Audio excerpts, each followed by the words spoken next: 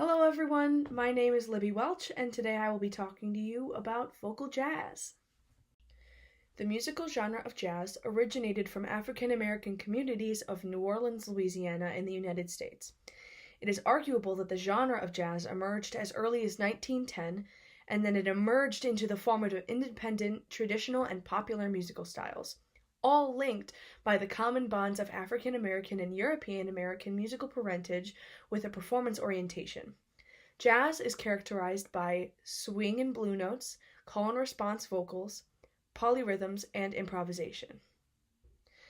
As a historical context and fun fact about jazz as a genre, just after the Civil War ended and the Emancipation Proclamation had just been signed thanks to President Lincoln, their first acts of freedom was filling the streets with jazz bands and brass bands and filling the entire city with street jazz. This part of jazz subculture is still active today.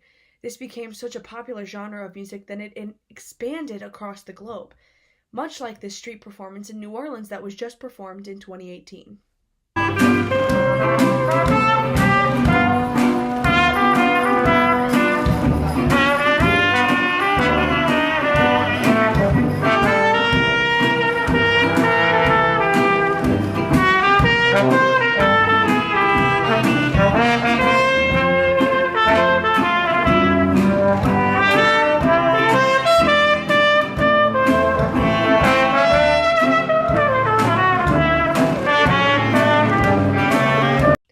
As jazz as a genre expanded, it expanded into other mediums from just instrumental jazz into vocal jazz. Now, jazz as a genre is rather political, expressive, free, yet also fairly complex. For example, here's a clip of a song called Strange Fruit, composed by Abel Meeropol and performed by jazz singer Nina Simone. Southern trees bear strange fruit, blood on the leaves and blood at the root, black bodies swinging in the southern breeze, strange fruit hanging from the poplar trees. Now see, the beauty of this piece doesn't exactly lie in the actual chordal structure and rhythmic factors of the song. The beauty is more in the expression and conversation that Nina Simone is having with her listeners and audience members. Using this song, she sparks conversation about lynching of African American people during the time of extreme segregation and lingering oppression across the United States. There are also other emotions that can be expressed that can be just as powerful, but in a non-political light. One example being a love song. Also, there have been many arguments and controversy around the fact that many people, not of African descent, nor identify with American culture, want to perform and identify with vocal jazz subculture. Through many decades of jazz, it has evolved that is no longer the argument. Jazz is jazz, and jazz is for all people to enjoy. One example of a non-American jazz piece is French singer Edith Piaf's recording of La Vie en Rose, recorded in 1945 and then released as a single in 1947. Quand il me prend dans ses bras, qu'il me parle tout bas, je vois la vie en rose.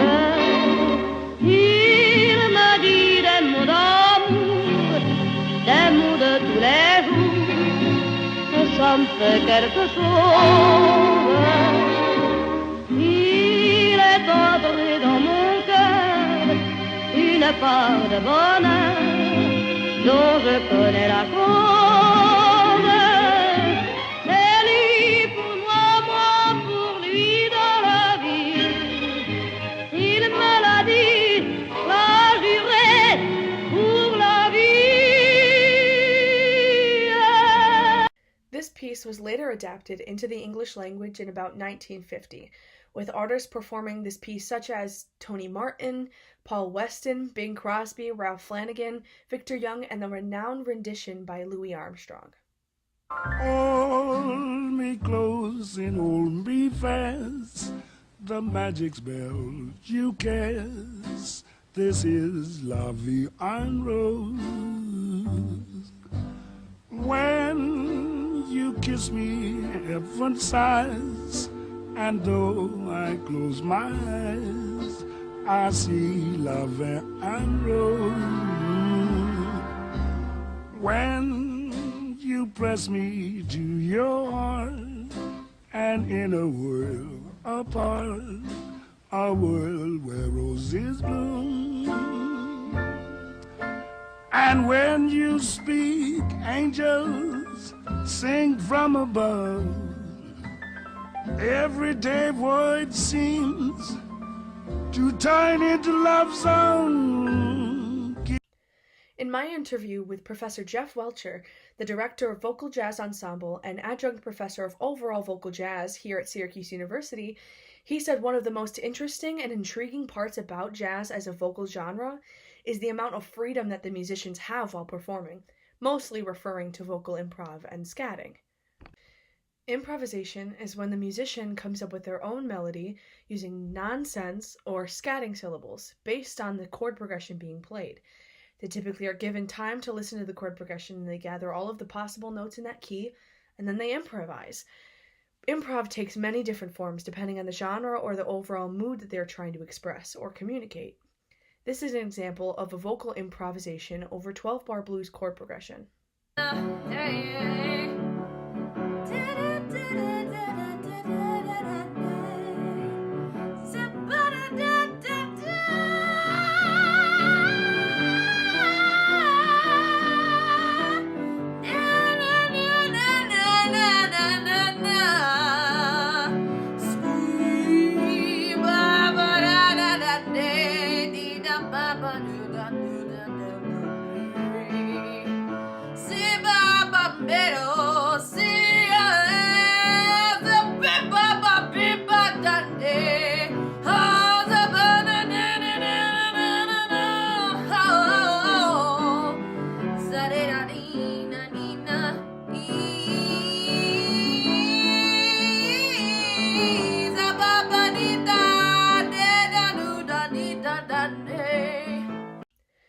In 100 years, I absolutely believe that jazz will still thrive as an art form.